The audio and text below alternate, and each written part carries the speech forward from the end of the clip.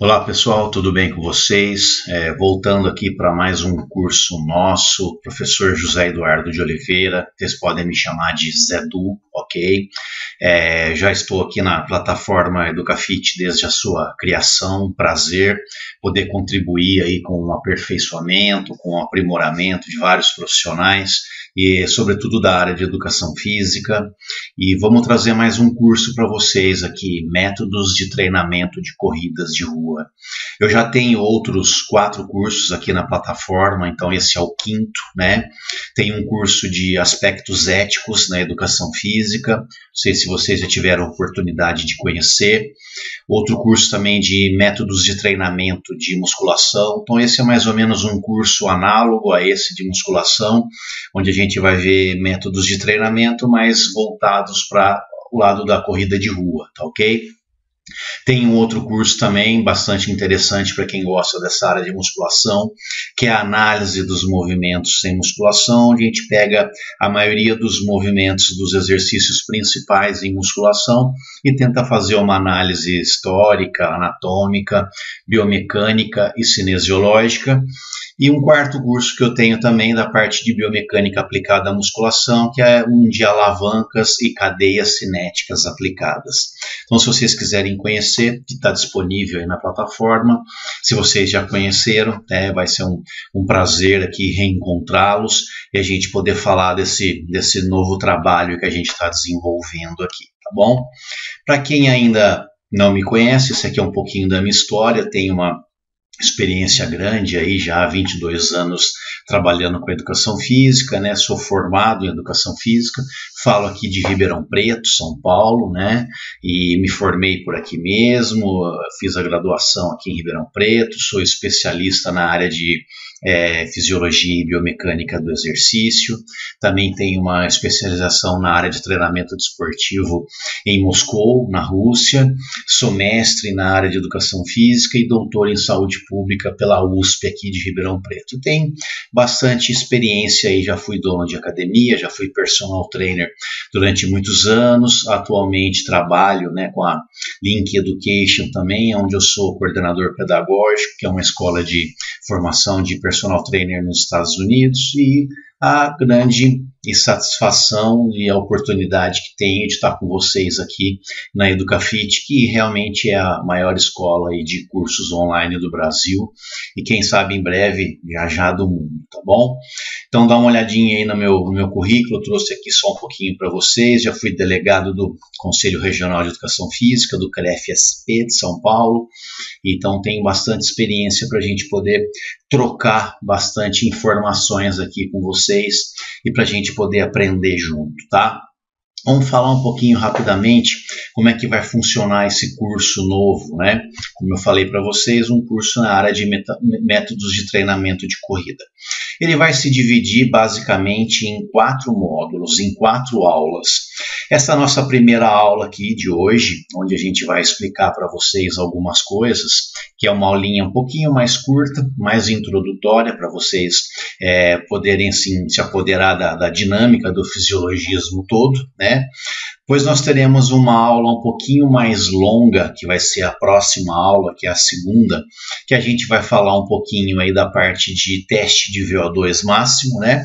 Que não adianta a gente abordar só a parte metodológica e vocês não saberem da onde que vem os cálculos e como que a gente consegue obter parâmetros justamente para poder usar as metodologias da melhor maneira possível. Então, nessa segunda aula, que nós vamos trabalhar, então, como eu mencionei, com a parte de avaliação de VO2 máximo, também com o MET, que vocês já devem ter ouvido falar nisso, né? Que é um coeficiente metabólico da tarefa que a gente realiza e como que a gente consegue quantificar isso, né? E traduzir isso em valores para poder também usar as metodologias da melhor maneira possível. E também falar um pouquinho de pace, né? Que traduzindo, pace significa ritmo, né? Como que a gente consegue estabelecer aí o cálculo de ritmo para poder deixar o nosso treinamento e as nossas projeções de prova também mais optimizadas.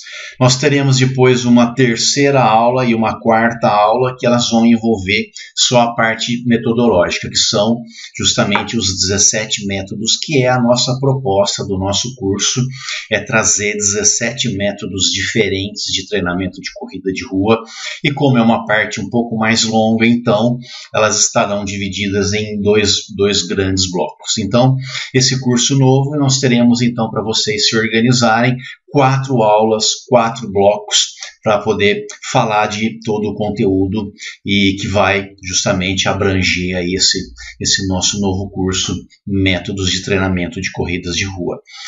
A partir disso, queria mostrar para vocês também algo que é importante, né?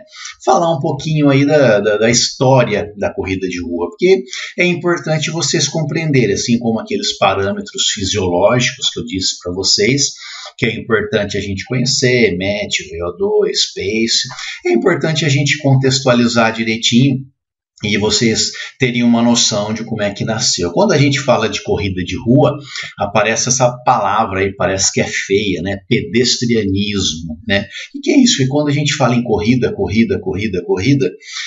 na verdade pode ser corrida de qualquer coisa, né? Corrida de carro, corrida de cavalo, corrida de bicicleta.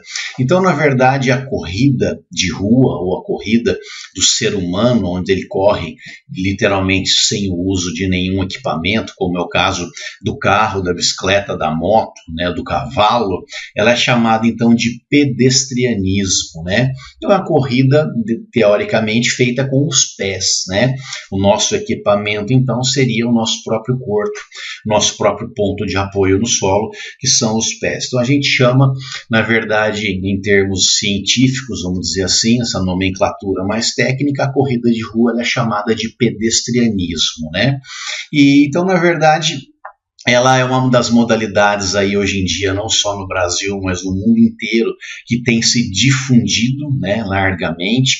E no Brasil, ao contrário do que a gente pensa, hoje ela é a modalidade mais praticada no país.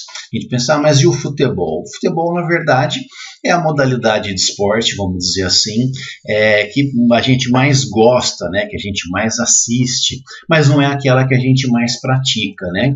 Se a gente sair na rua, dificilmente a gente vai ver alguém jogando futebol, a não ser que a gente passe em frente a uma quadra, um campinho, mas em qualquer avenida, em qualquer pracinha, a gente vai ver alguém correndo, qualquer hora do dia, de manhã, de tarde, de noite, e hoje em dia até de madrugada, né? Então o pedestrianismo, a corrida de rua, realmente caiu no gosto do brasileiro, né? Dada a sua praticidade, né? Também é uma coisa muito democrática, né? Vamos dizer assim, muito fácil de ser exercida, e obviamente que nós, da educação física, nós temos que nos aproveitar disso, nos aproveitar e ao mesmo tempo nos apoderar disso, né? Porque é importante realmente que as pessoas pratiquem a corrida de rua, né? Mas ao mesmo tempo é importante que ela seja usada da melhor maneira possível, para que ela não seja de alguma maneira, não funcione de forma negativa para os praticantes, né? E quando a gente está falando em pedestrianismo, nós estamos voltando até muito mais para aquele atleta recreativo, né? Que é aquela pessoa que realmente vai nos contratar aí para poder fazer uma prova de final de ano, uma São Silvestre, fazer uma corrida de rua da cidade dele, da região dele. Isso está muito em moda, né? O praticante de corrida de rua recreativo, e não só aquele atleta profissional. Talvez esse a gente até tenha possibilidade de trabalhar com ele, mas a gente tem um acesso mais limitado. E hoje em dia, em qualquer academia, em qualquer público, as pessoas estão correndo na esteira, estão correndo na rua, e via de regra, às vezes, estão correndo sem orientação, o que pode ser um pouco do problema também, né? Então a gente tem que imaginar que faz parte das nossas atribuições, primeiro, dizer para a sociedade, dizer para todo mundo que a corrida de rua é nossa, né? Se tem alguém que entende disso, que entende dessa modalidade, somos nós. Se tem alguém que está capacitado e habilitado para prescrever, para orientar a corrida de rua, também somos somos nós. E não basta só simplesmente, né, colocar uma camiseta, um calção, um tênis e uma meia e sair para a rua para correr. Então daí a importância da gente conhecer algumas nuances da corrida de rua, por exemplo, a própria história da corrida de rua, que é algo que nós vamos falar aqui um pouquinho, né? Para que a gente possa, de alguma maneira, mostrar para a sociedade o nosso valor e mostrar para a sociedade também a importância de que na hora que a gente vai sair para correr, para evitar uma lesão de tornozelo, de joelho, de coluna, né, uma periostite, uma canelite, uma fascite plantar, ou seja, aquilo que a pessoa está buscando, geralmente correr para ou emagrecimento, ou para qualidade de vida, ou para combater o estresse, ou por estética, né, alguma coisa nesse sentido, ou para condicionamento físico, pode, se por um acaso ela não buscar orientação profissional específica, né, que é a nossa orientação de um profissional de educação física devidamente registrado no seu respectivo conselho, isso pode funcionar contra ela, né, ao invés de ajudá-la, pode atrapalhar. Então daí a importância de a gente conhecer o máximo de nuances em volta disso tudo, daí a ideia da formação e constituição desse curso. Então nós vamos começar com esse primeiro assunto, que é importante. Não adianta a gente querer trabalhar com corrida de rua, querer prescrever corrida de rua, querer convencer a população, a sociedade, que ela deve nos procurar para buscar orientação de corrida de rua, se a gente não conhece tudo sobre corrida de rua, né? Então a própria história da corrida está ligada aí ao ser humano, à pré-história, né? Quando os seres humanos começavam a precisar se mover rapidamente para poder, tanto para caçar como também para fugir dos predadores. Isso parece meio banal de falar, mas é importante, porque nem todos os primatas, né, têm essa capacidade de correr. Não sei se vocês já notaram, alguns sim, né, mas os primatas grandes, os primatas maiores, os símios, por exemplo, né, os gorilas, chimpanzés, os orangotangos, eles têm uma certa dificuldade com essa questão do correr. Eles conseguem se locomover, ora mais lento, ora mais rápido, mas o ser humano é um dos poucos símios, um dos poucos primatas que ficam em dois pés, ficam de maneira bípede e consegue passar, né, do deambular, que é a caminhada, para um trote, para uma corrida propriamente dita. Então isso foi algo que o ser humano desenvolveu, e dentre várias as diferenças que ele tem em relação aos símios, aos primatas, é essa capacidade de correr, né? Então a gente começou a desenvolver isso lá na pré-história. Isso é algo importante, né? Um personagem histórico importante da gente citar é esse aqui que pouca gente conhece, é o chamado Leônidas de Rhodes. Vamos falar um pouquinho dele, né? Antes de falar dele, olha lá, vamos falar um pouquinho do Michael Phelps, né? Que quando ele tocou ali os dedos na parede da piscina aqui na Olimpíada do Rio de Janeiro, né, e ele conquistou ali a sua 13ª medalha de ouro em modalidade individual, ele quebrou não só o recorde de vitórias dele, mas também um recorde milenar, que justamente pertencia a esse atleta chamado Leônidas de Rhodes, né, que ele tinha conquistado aí nos Jogos Olímpicos, vamos dizer assim, da antiguidade, ok? 12 vitórias nos 4 Jogos Olímpicos que ele tinha participado, né? Então, na verdade, isso foi feito no ano de 152 a.C., né? E ele já era considerado aí, então, o maior atleta olímpico. Por mais de 2.000 anos, então, o próprio Leônidas de Rhodes foi considerado, e ele está aqui sendo citado e comparado inicialmente ao Michael Phelps, não só pela quantidade de medalhas e de conquistas que ele tinha, mas porque a modalidade dele estava justamente vinculado lá nas Olimpíadas da era antiga, justamente à corrida, aquilo que depois veio a evoluir e se transformar nas diversas modalidades que a gente tem de corrida hoje, tanto nas competições olímpicas como mundiais e nas outras competições que a gente tem de rua, né? Então, continuando aí um pouquinho, né, era um atleta grego, antigo, especializado basicamente em 2 tipos de corrida, né? Uma que era chamada ali de corridas de 200 metros, que era o stadium, e uma outra de 400 metros, que era o diaulos, né? E isso, na verdade, já foi extinto, obviamente, essas modalidades de corrida, e uma era uma modalidade de corrida onde os atletas 200 metros corriam nus, pelados, né? E o diaulos, que era os 400 metros, os atletas eram obrigados a correr de armaduras, né? Justamente aí numa ideia, de uma analogia de prepará-los já para a batalha, para a guerra, né? Então eles eram obrigados a correr com todas aquelas armaduras, com os escudos, com as armas também, para poder já estar preparado aí, né? Para a batalha. Então capacete, peitoral, couraça, né? Escudo feito de bronze, de madeira. Então esse basicamente foi um pouco da história da corrida em termos, vamos dizer assim, competitivos. Começou lá na Grécia Antiga, justamente com o Leônidas de Rhodes, né? Naquela época ainda não tinham as medalhas, acho que todo mundo já viu isso, né? E as competições eram premiadas com aquelas guirlandas que eram feitas de folhas de oliva, né? Que é justamente a árvore aí que dá a nossa azeitona, né? E na verdade, então, o Leônidas, ele não é um campeão cheio de medalhas. Então ele não tem essas medalhas, não deixou essas medalhas como herança, e na verdade o que eles recebiam naquela época, então, eram aquelas coroas, aquelas guirlandas de folhas de oliva, tá? Só como curiosidade, a temperatura no interior da roupa de metal, daquelas armaduras, chegavam a 40 graus centígrados, né? Que era uma condição extremamente desagradável aí, quer dizer, muito difícil para os atletas. Eles realmente tinham que ser, além de grandes atletas, grandes guerreiros e pessoas especialmente preparadas para cumprir aquelas provas atléticas que foram as primeiras modalidades de corrida olímpica que a história trouxe para a gente, ok? Aí, várias ilustrações, esse daqui que a gente já mostrou é o Leônidas de Rhodes, né? Aqui uma outra ilustração, e a gente vai falar disso daí, ó, a Tríaste de Rhodes. O que significa isso, né?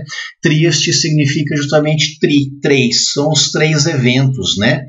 No caso, as corridas aí de 200 e 400 metros com armaduras, as conquistas que ele teve, né? Apenas 7 atletas fizeram o mesmo nos Jogos da Antiguidades, né? E Leônidas foi o único a conseguir o feito em 4 vezes consecutivas. Então, nas Olimpíadas da Antiguidade do ano de 164, de 160, de 156 e de 152 antes de Cristo. Então, só para vocês terem uma ideia, né? Tudo isso aí, por isso que está nesse processo invertido de contagem dos anos, porque os anos eram contados ao contrário, né? Não era como é hoje, 2020, 2021, antes de Cristo, antes do ano 0, né? Então, uma conquista histórica, né? E pouco se sabe aí mais sobre o Leônidas. Seu nome, a palavra Leônidas deriva de leão, né? Que mostrava toda a sua bravura, que ele era realmente aí um guerreiro, né? E Rhodes refere-se justamente a uma ilha grega, e na tradição esportiva as pessoas tinham seu sobrenome ligado ao local onde eles haviam nascido e aonde eles moravam. Então era o Leônidas de Rhodes. Então, uma tradução aí literal seria o leão de Rhodes, né? O atleta e o guerreiro olímpico, que foi um dos primeiros campeões dessa modalidade que a gente está tratando aqui e que é nosso objeto de estudo e de discussão, que é justamente o pedestrianismo, que é justamente a corrida de rua. Depois disso, já numa parte uma história mais moderna da corrida de rua, né? Acho que todo mundo conhece um pouquinho a famosa história da corrida de maratona, que é conhecida aí como a prova uma das mais nobres do atletismo, e até aquela que é a prova que faz o fechamento de todos os Jogos Olímpicos. Para quem já assistiu uma Olimpíada sabe que ela às vezes dura ali 2, 3 semanas, 4 semanas, e o encerramento de uma Olimpíada é justamente feito com a corrida de maratona, né? Que é justamente uma prova considerada aí como um símbolo representante dos Jogos Olímpicos. Eu acho que Quem não conhece a história da maratona, por que ela foi chamada dessa maneira, né? É que também no ano de 490 a.C., né, um oficial do exército, um soldado, né, recebeu a incumbência de levar até Atenas, na Grécia Antiga, até o rei, até o imperador, a notícia que os gregos, naquele momento, haviam vencido os persas na Batalha de Marathon, os persas que hoje em dia é o Irã, né? Então eles estavam em guerra ali no ano de 490, quase 500 anos antes de Cristo, né? E ele, afoito ali na ânsia de levar essa notícia até o imperador, ele era um soldado, como eu mencionei. Ele correu, na verdade, 35 quilômetros, né, para dar a notícia, e a hora que ele chegou e deu a notícia para o imperador que a Grécia havia vencido os persas e na Batalha de Marathon, e ele justamente caiu, teve uma morte súbita, caiu morto, e a partir daí esse evento foi considerado histórico, e o próprio imperador, a partir dali, acabou criando também uma corrida chamada maratona, e a gente aí na nossa modernidade acabou herdando essa lenda, essa história, e criando a história e a própria prova hoje em dia chamada maratona, justamente em referência, em alusão à lenda de Marathon, que conta justamente a história desse soldado que morreu para poder dar notícia ao rei e correu uma distância de 35 quilômetros, como eu mencionei, e porque o nome da guerra era chamada Batalha de Marathon, ok? E aí, na verdade, né, isso é uma história, uma lenda, mas acredita-se basicamente que isso tenha sido verdade mesmo, né? E aí, a partir de 1896, né, a maratona, enquanto competição, enquanto corrida oficial, foi introduzida pela primeira vez aí nos Jogos Olímpicos modernos, justamente lá em Atenas, na Grécia, né? Então, olha para vocês verem, em 1896, já é uma data bastante antiga, então quer dizer, faz muito tempo que ela é uma das provas mais antigas e uma das poucas remanescentes, ou seja, lá no século 17, 18 ou até antes disso, a maioria das provas que existiam já foram readaptadas ou substituídas ou deixaram simplesmente de existir, e a maratona, na verdade, ela continua basicamente muito parecida com aquilo que ela era desde quase 500 anos antes de Cristo. Ela só foi trocada, né, que é aquele atleta que correu, aquele soldado que correu para dar notícia ao rei, ele correu 35 quilômetros, e a primeira prova, a primeira maratona realmente foi de 35 quilômetros, e hoje em dia a gente sabe que ela evoluiu para os 42,195 metros, que é a distância oficial de uma maratona em qualquer campeonato aí organizado pela Organização Internacional aí, de Atletismo, né, pessoal? Então foi só essa pequena alteração na distância, por uma questão aí mais de marketing, mais de percurso, mas fora isso, basicamente é a mesma prova desde da antiguidade, ok? Então aí, ó, no final do século XIX, né, as corridas de rua ganharam aí, foram um grande boom, né, explodiram no mundo, né, foi um dos sucessos, né, foi popularizado particularmente nos Estados Unidos, né, basicamente com aquela proposta na década de 70 do famoso médico americano Kenneth Cooper, que estava naquele momento preocupado com os altos índices de obesidade nos Estados Unidos, principalmente nas cidades de Portland, de Houston, que eu não sei se vocês sabem, os Estados Unidos é o país onde acumula o maior número de obesos no mundo. E já lá nos anos 70, o Dr. Kenneth Cooper, com a ajuda ali da queridinha dos Estados Unidos, né, que é a Jane Fonda, que era a atriz favorita, ali, a namoradinha do americano naquele período, ele criou o método Cooper, né, que consistia aí num método de avaliação física e de prescrição de exercício, justamente para poder convencer o norte-americano a fazer o famoso jogging, né? a sair para a rua, se mexer, correr, gastar calorias, e com isso que isso fosse um programa nacional de combate à obesidade, de combate ao sedentarismo, e foi a partir daí que as pessoas começaram a naturalizar esse processo, né, de poder correr na rua, poder correr sozinha, de se exercitar, teoricamente, sem muito equipamento, sem muita necessidade, sem necessidade de você ter alguma coisa para poder fazer, bastava você ir para a rua, você ir para um parque, você ir para uma praça. Então isso facilitou, democratizou muito, né, o acesso ao pedestrianismo, à corrida de rua, e obviamente que isso virou literalmente uma febre, uma coqueluche mundial, e hoje a gente tem isso comprovadamente aí nos números, né, que a gente trouxe para vocês, né. Aí, a partir da década de 70 também surgiram as primeiras provas de rua, né? Não só os Jogos Olímpicos e os campeonatos mundiais, né? Começou a se criar essas pequenas provas que hoje em dia a gente conhece. Por exemplo, vamos citar aqui as do Brasil, Meia Maratona do Rio, que é muito famosa, a São Silvestre, né, que é feita em São Paulo e em diversas outras cidades, a Volta da Pampulha em Belo Horizonte, as corridas de 5, 10 quilômetros mais curtas, para que também se pudesse popularizar um pouco mais e trazer participantes recreativos e não só essa participação de atletas profissionais. E se vocês pensarem bem, a gente gosta de futebol, basquete, de outros esportes, mas a gente não tem a oportunidade de participar de eventos esportivos com esses atletas, né? Eu gosto de futebol, não consigo jogar futebol com o meu time, com o meu ídolo. Se eu gosto de basquete, eu também não consigo a mesma coisa. A corrida de rua eu consigo, né?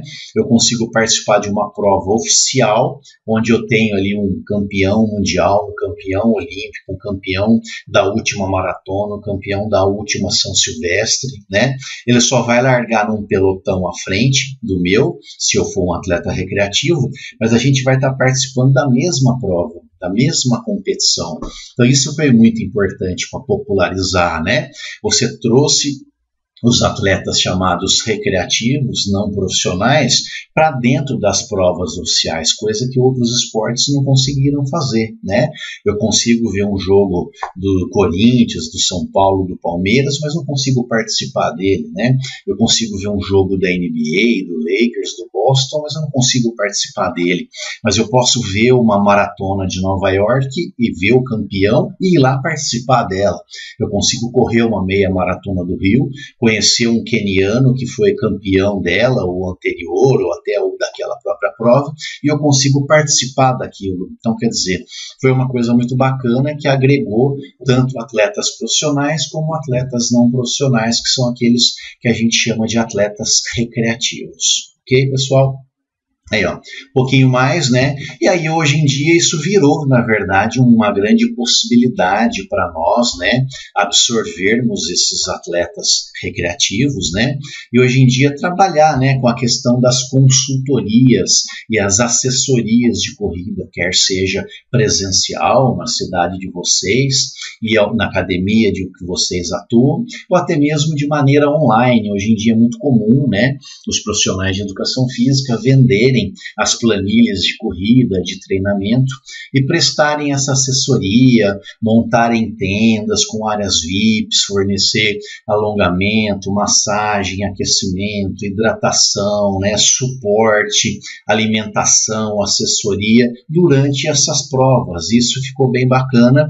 Hoje em dia a gente passa numa grande cidade, numa praça, numa avenida, e a gente vê muitas academias, muitas assessorias que estão vivendo basicamente desse processo, desse casamento que foi feito entre a corrida de rua e a educação física, e ele realmente é um grande nicho de mercado para a gente poder explorar, e principalmente, né, a questão da questão digital, né, de eu trabalhar de casa sem muito custo, sem precisar pagar aluguel, de eu poder atender uma pessoa em outra cidade, em outro estado, que está em outro país, né, e poder fazer orientação, avaliação por um programa de videochamadas e ao mesmo tempo enviar planilhas por e-mail para eles, escolher a avaliação física e poder acompanhar a pessoa, quer seja pessoalmente ou à distância. Então eu espero que a educação física continue voltando os seus olhos e se debruçando sobre esse nicho de mercado, sobre esse estrado que é bastante lucrativo e que a gente realmente tem que se apoderar dele e trabalhar com ele, crescer junto com ele, porque o pedestrianismo, a corrida de rua, é nossa, então a gente tem que fazer o máximo proveito disso, ok? Aqui vou deixar minha rede social, aqui meu Instagram, o @prof_zé_du. Nós vamos interromper a nossa primeira aula, que só falou de histórico.